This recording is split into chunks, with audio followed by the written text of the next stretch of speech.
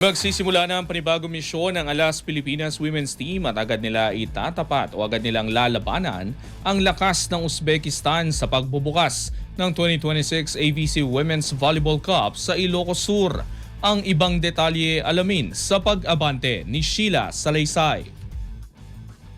Sasabak na ang Alas Pilipinas Women sa kampanya nito sa 2026 AVC Women's Volleyball Cup sa Sabado sa Candon City Arena. Unang makakaharap ng Pilipinas ang Uzbekistan sa isang mahalagang Pool A match-up. Pangungunahan ng mga veteranang sila Eliza Valdez, Ara Galang, Jovelyn Gonzaga at Honey Royce Tubino ang paghahabol ng Alas sa matagumpay na simula sa harap ng sariling mga taga-suporta. Bagamat mas mataas ang world ranking ng Pilipinas kumpara sa Uzbekistan, hindi inaasahang magiging madali ang laban. Kamakailan lamang nabuo ang kasalukuyang lineup ng national team at patuloy pa rin ang pagbuo nito ng chemistry. Kasama ng Pilipinas sa Pool A ang Australia, Taiwan, Kyrgyzstan at South Korea.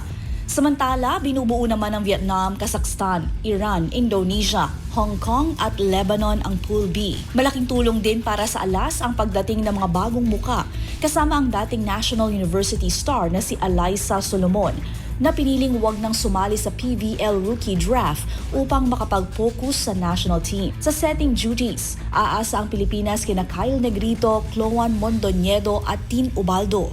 Samantala, inaasahang mamumuno sa middle si Natea Gagate, Nina Itang, Jaslyn Eliarina at Clarice Loresco. Sa depensa, nakatuon ang pag-asa ng koponan kila Kayla Atienza at Eliza Eroa.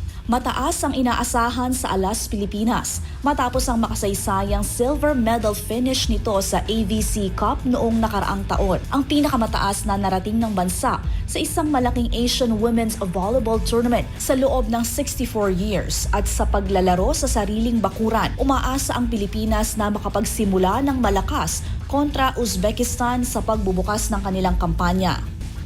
Ako si Sheila Salaysay, Abante. Manatiling nakatutok sa Abante, sundan kami sa aming mga social media accounts at huwag kalimutang mag-subscribe sa aming YouTube channel, DWAR Abante Radio, para sa mga eksklusibong balita.